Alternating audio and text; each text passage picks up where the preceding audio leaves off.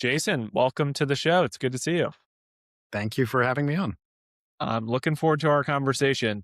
Let's set the stage a little bit. Let's start with your role at AppleTree and some of the context you're operating in. You're sitting in the DC area. Tell us a little bit about who you are, your role, and what it looks like to support operations at AppleTree.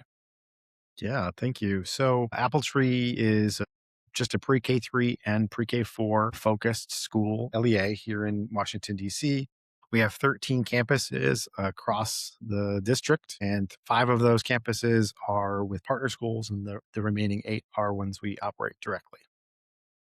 Got it. Okay, so some unique aspects there, both in terms of having partner schools, also the focus on the younger years. When Mhm. you think about your role in particular, give us a little bit of a flavor of what operations looks like at AppleTree, and maybe a little bit on how the operations team is structured before we get into our topic for today. Yeah, so every network organizes things differently, and what is considered operations in that Right. bucket. For AppleTree in particular, it is not as expensive as you might expect. So we have 13 campuses. Each campus has their own operations specialist and principal, and those two together kind of run the day to day of each campus. Our campuses are fairly small relative to some other schools, anywhere from 30 to 160 students, not necessarily really large campuses, anywhere from 4 to 8 classrooms. And so some might consider them micro campuses. So when it comes to operations, we have an IT team, we have that's separate, we have an enrollment team that's separate, we have a finance team that's separate, kind of in the network office, but everything else that's somewhat non-academic falls to operations. And so in that context, the way the operations specialists kind of report to the principal directly, and I'm sort of a dotted line in support to help the operations teams at those campuses. Got it. So you're supporting operations across all 13 campuses. Those local ops managers or whatever the title is roll up to the principals, and they're kind of handling all the day to day Mhm. ops for their campus or micro campus. Got it. Okay. So we were talking a little bit offline about one of the many things that makes operations challenging. And one of the topics that came up was this idea of how do you balance autonomy with consistency. And to your point, you've got 13 campuses, 13 different ops managers. They each probably bring their own creative ideas and energy to the work. And you obviously want to support them in that work and in their unique skill set, while also this is known for needing to drive systems and consistency and scalability. Why do you feel like that's such a challenge in network operating environments? Like, what are some of the nuances there before we dig further into this idea? Yeah, I think broadly speaking, different charter networks have different approaches to how they want to operate, right? Some are very top down, some are bottom up, in terms of like how tightly they hold decision making, right? And how tightly they hold expectations. And so I came into AppleTree a couple years ago. They had experienced a few people in this role over the previous 5 years before me, and, there were systems in place, there were routines in place, but it wasn't necessarily consistently enforced across the network. And I've always wanted to take the approach of like, how can you empower people to make good decisions that are like more closer to the need, right? Like you said, I don't want to stifle somebody's creativity or innovation, but I also don't want to have somebody, at one extreme and another campus is another extreme. And then for, let's say, a parent transfers campuses because they're moving across town, they're experiencing a totally different type of school. Mm. And so we have to have some level of consistency across the network in terms of the standards we're trying to present. And so I've tried to approach this work on the network basis of how do we kind of find a way in the middle, that's not too top down, that's not too bottom up, but kind of giving people guardrails to for their own creativity and so. And what's the like talk a little bit about both of those extremes, because I agree you have to find the middle ground here. What are the implications? Like, presumably maybe you've worked in other organizations or just seen this or chatting with peers. What are some of the downstream effects if you go too far on one side or the other? Yeah. So I think that the bottom up approach, right? If you don't have any expectations or accountability at a particular campus and just kind of trust them to do what they need to do, that kind of creates a situation where if a person leaves, all of the systems and processes and thoughts leave with them, right? At least in the DC context, 25% of the staff turnover every year, right? Whew. Huge amount. Yeah. And I'm sure the sector is seeing that across the country. But if you don't have something kind of written down, standard operating procedures, norms, some type of thing, then you kind of lose that knowledge when you lose the person. And then also you have the differences. Like we had one campus when I came in that the principal and operations specialists were very, very frugal and didn't want to spend anything. But that then kind of created a situation where students were getting what they need, right? And we had another campus that was way overspending and double their budget than what we expected them to spend. And so it's like these kind of two extremes create a situation where um, you're creating different environments for kids. Yeah, absolutely. Okay, so let's get into this idea of designing with some amount of autonomy, but with guardrails and systems that kind of keep the lifeblood of the organization intact, regardless of what happens, with staff turnover or, structural changes or things. What do you think a healthy balance between autonomy and structure looks like in practice? Because we're kind of talking about this theoretically, and the spending example is a good example of where this can maybe play out. But give us maybe a discrete example of here's a system that is providing guardrails for our organization or a KPI for our organization, but then within that, you know, our local teams have autonomy to execute. Yeah, I think the one that comes to mind, just from what we were talking about, is this budget thing, right? And we have other examples too that we can share, but and dig into. For the 5 years prior to me joining AppleTree, they had gone through a major pendulum swing. They had a different chief financial officer that wanted a very tight control of the budget, and everything had to have specific approval, and there was very specific budgets for specific things. When that person left, the pendulum swung the other direction. There were no budgets. Buy what you need. As long as it's not crazy, like do whatever you want. And so I think that was a challenge because the people that have been here for 5 years are like, well, do I spend money or do I not spend money? There's no necessarily clarity. And, not having a budget could be a good thing for many folks, right? Because that means you could actually spend what you need to spend. But then people feel like, well, I don't want to get my hand slapped if I'm buying something that I think is needed, but they actually say, oh, actually, it's not needed. So there was lack of clarity on what was really right. And so collaborating with our chief of schools, our head of school leadership, which is kind of the in charge of the principal's role, and our finance person, we came together and collaborated on a couple page document that essentially says, this is how much you should about be spending on staff. This is about how much money you should be spending on students and kind of rationale behind it, giving them budgets based on the number of students and on the number of staff, and then giving them a couple other categories that we're going to track and follow. And we're tracking and following that not on a monthly basis. They can check that on the monthly basis that they want, but we're tracking it on a quarterly basis to say you're sort of on track, you're not on track, to help them steer it in. And so we've done that now for 2 years. And that's then been able to help them. All of our campuses now are on track, right? The first year we did that, people were still underspending, people were still overspending. Yep. And so it's a bit of a norming exercise that almost took a year to finish. But I think we're now in a much better place where we can rely on those budgets and all the kids are getting what they need. That's what really matters to me too. Yeah, it seems like clear expectations and communication is key to this. Because to your point, you know, maybe you have some folks who are stuck in the old regime where it was, don't spend, we got to be hyper fiscally conservative or the opposite. And you sort of get stuck in these are the expectations of me and I'm operating here.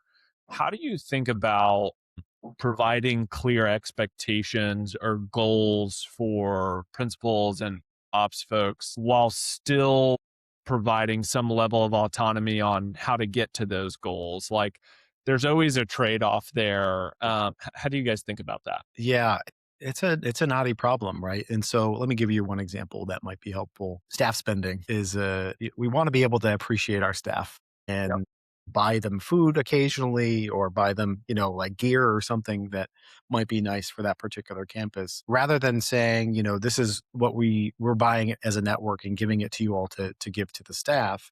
What we do is we give them a budget. It's a per person budget, somewhere between $15 and $18 per month per staff member, and so they have that budget. So we're giving them kind of saying, okay, this is what amount you should be spending.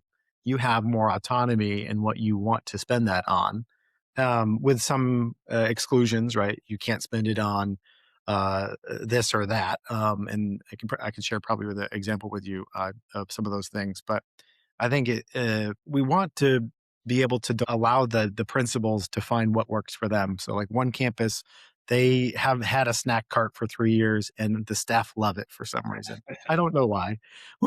Other campuses, they could care less about a snack cart, Right. right? And they really wanted these really cool, like Leatherman jackets. Great. That allows giving them the campus leaders the budget, and they can make that decision, allows them to kind of respond and be more give the staff what they need and want to feel appreciated and work within their context, right? So some depending on the staff that are there, they might like one option or the other. You mentioned that the principal and the operations specialist relationship is critical because they're driving a lot of this work at the ground level. And it seems like the two of them being in lockstep is an Mhm. important facet of operational excellence. Tell us a little bit about how those two roles work together and how you all at the network have thought about enabling that relationship centrally to be successful. I actually would say that's more important than the technical skills, Hmm. Daniel. So, like just in the last 2 years, before this, I worked at single site schools, and so it wasn't necessarily something that you could kind of see a through line. But the best operational schools that are leading towards operational excellence are the ones that have the best relationships between the principal and the operations specialist. Whether it's communication, whether it's consistency, whether it's kind of aligning to each other. So I think, and when I came in, that wasn't necessarily the case. I'm not speaking out of turn, right? We openly talked about the conflict and the conflicts that were happening between operations specialists and principals. And we talked about it generally as a group, but we also talked about it individually. And finding the right team, I think, is actually more important than some of the technical skills, because you can train technical skills. If there's a gap that somebody doesn't understand budgeting, somebody doesn't understand enrollment, you can train up that skill gap. But if there's consistent conflict between the principal and operations specialist, it is not then usually then kind of trickles down to the rest of the staff, right? So, example, a teacher goes to the operations specialist for something and they get one answer, and then they go to the principal and they get a different answer. You get mom playing dad Yeah, yeah, for yeah. all the time, right? But if they're consistent and they're on the same basis, on the same page, then you're not going to have that kind of interpersonal conflict that then creates more conflict further into the rest of the campus. So when that's a long about way to say that when I first came, I did a listening tour across all of our campuses to hear, like, what is the biggest challenge you're facing right now. And I would say about half of our campuses were facing the biggest issue was interpersonal conflict between the principal and operations specialist. How do you address that problem? It's such a naughty That was one. going to be my next question. Sorry, I don't mean to lead it, but, like, how do you address that, right? And so Right. there wasn't necessarily a clear solution right away, but after some conversations, it's like, well, other than kind of sitting down with a three-way conversation, y'all need to get along. There's tools that, what tool can we provide these campuses to at least be on the same page, right? And so we created, a weekly agenda template that we're expecting them to do meet about all of these various things that are operations related. So you can kind of force and request that you're at least meeting weekly. We're not necessarily inspecting that, and some campuses end up doing it monthly or every other week. But for the campuses that really need support in that relationship building, that kind of forces the collaboration and communication. And then moving into the second year, we did this, I think, kind of cool exercise where during a professional development, we split people up into each of their campus groups and had them do working norms interview protocol. So it's like kind of asking each other, what's your why? Like, why do you want to do this work? Or what's your working style? Or how do you like to have conflict? Um, uh, how do you like to receive feedback if something's not going right? So just rather than in the moment having to address conflict directly, creating a space where it's like, oh, this is how you want to approach this. So that way, then, if we're doing that in August, so when October comes and there is a conflict, you can recall back to that conversation to say, oh, this person prefers me to approach it in the moment, or this person prefers me to approach it in our weekly conversation. So that way, there's kind of a consistent working norms shifting over time. Yeah, I think those are great examples, especially in the sense of how can you do things that impact the organization holistically? Because to your point, you could have the best whatever it is, racy matrix that you created about whatever it is, X, Y, or Z. But if you haven't gotten the role clarity and the team relational aspect right, things aren't going to get implemented with fidelity, and there's going to be sort of persistent problems. As you all have continued to work on this, I know you said it's been a couple years. Yeah.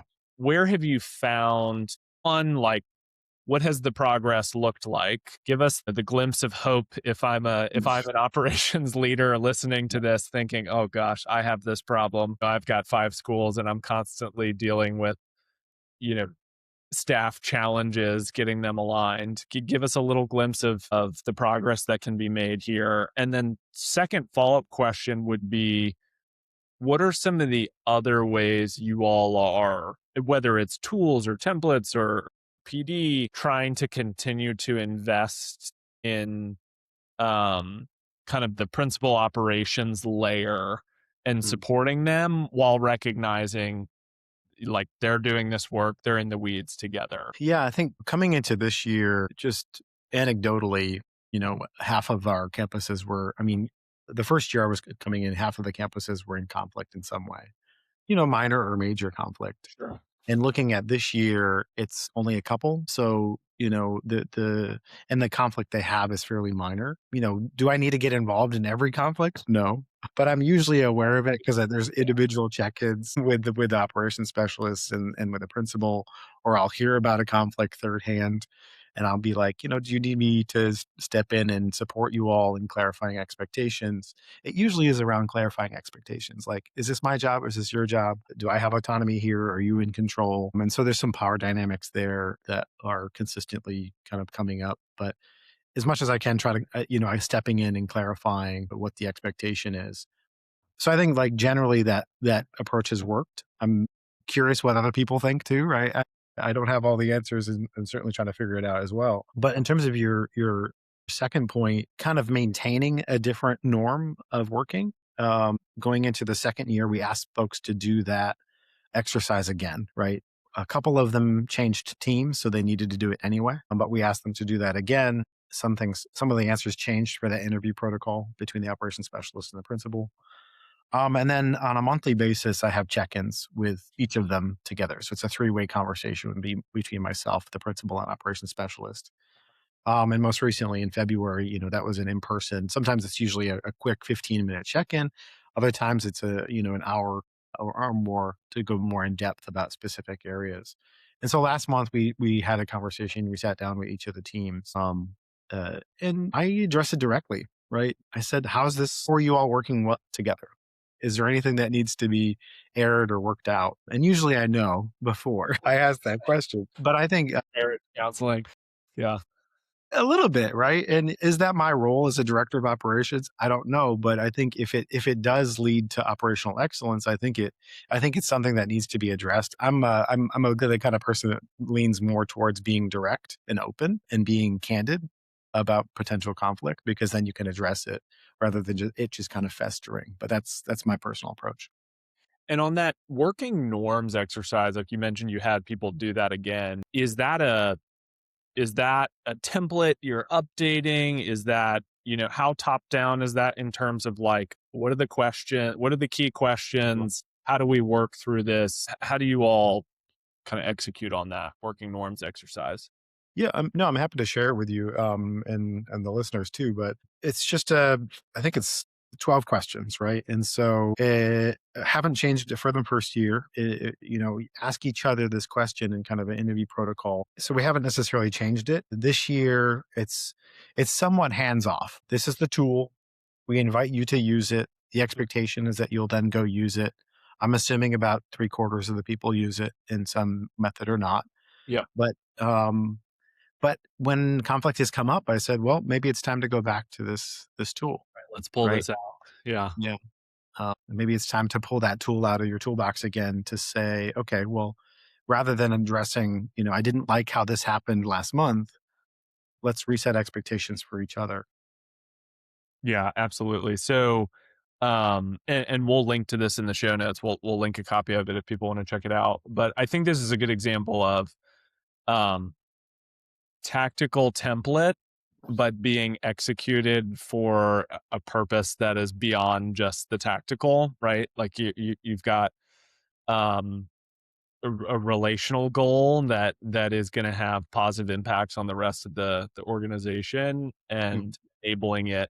And there's a lot of autonomy there in the working relationship, but providing some guardrails in terms of, hey, this is how principals and operations folks work together here at our organization, and here's a tool to get you started, and then you're checking in with them monthly. I think this is a good example of, okay, we as the network operations team have some structures in place, but you all are kind of, on the front lines together day in and day out. And I wanted to ask you, maybe we can shift to one other example Sure. of where this plays out for the organization. I know we talked a little bit about budget and spending already.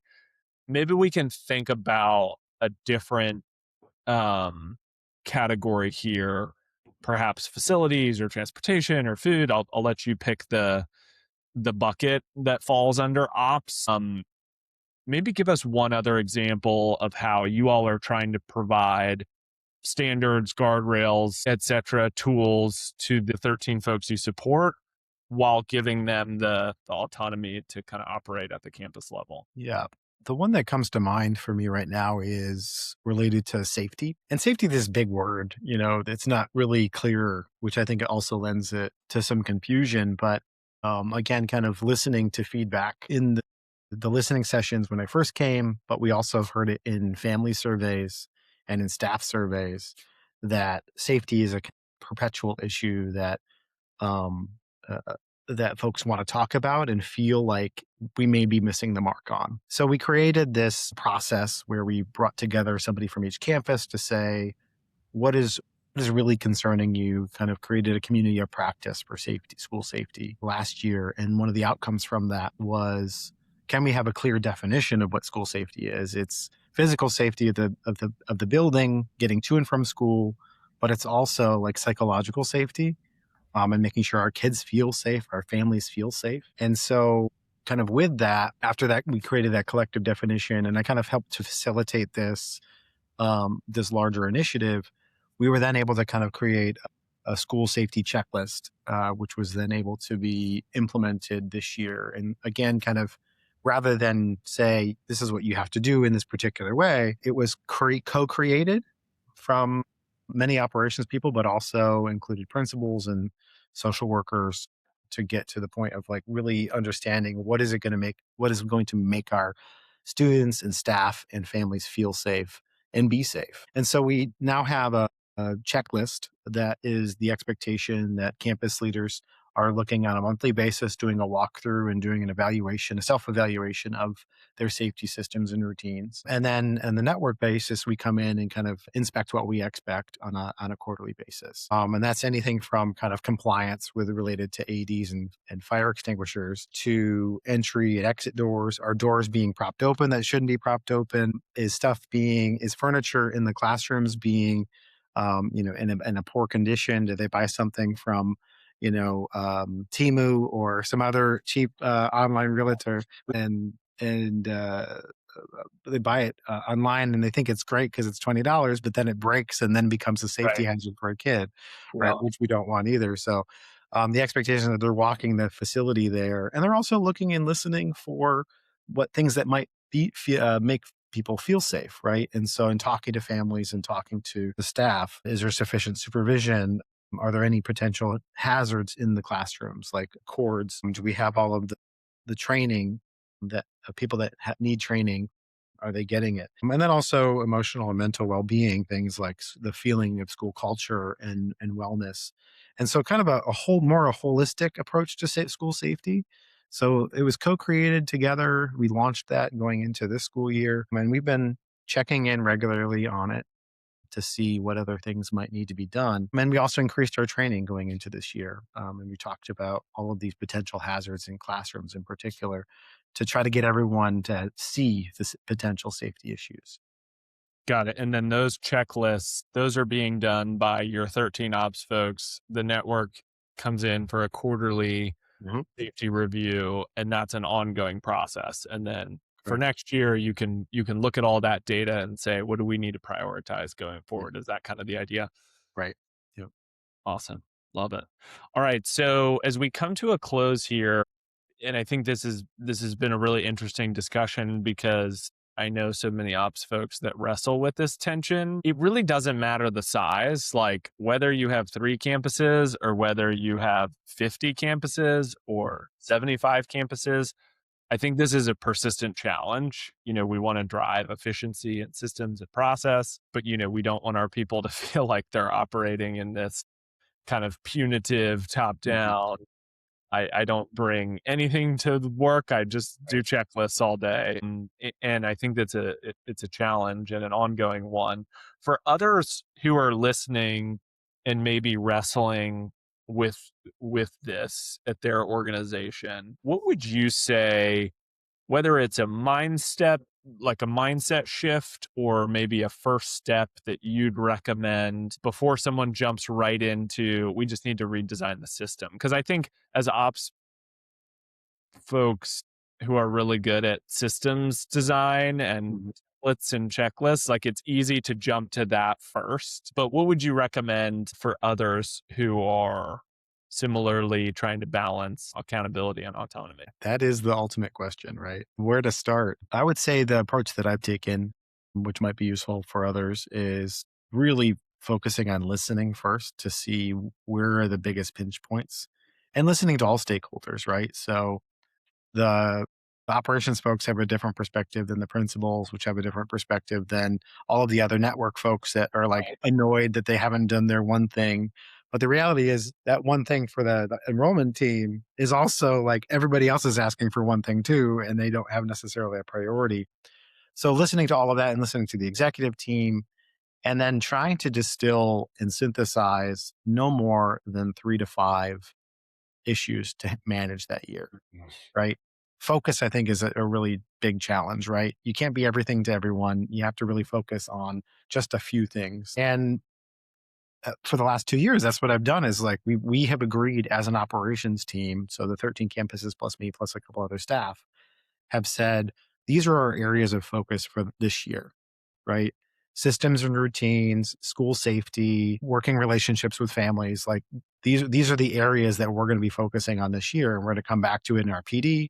I'm going to come back to it in our check-ins. My attendance is one of them as well. And so rather than try to focus on the list of 20 to 100 things that they have to do any particular day, these are the areas of focus. These are the things I'm going to come back and ask you about and really want to hold you accountable for within flexibility. And so if you're for the other leaders, what are the 3 to 5 big things that they can focus on for a year and just stick to those, right? It's Don't choosing change what them to every focus month. on. No, I was just saying, don't change them every month. That's always the challenge, right? Yeah.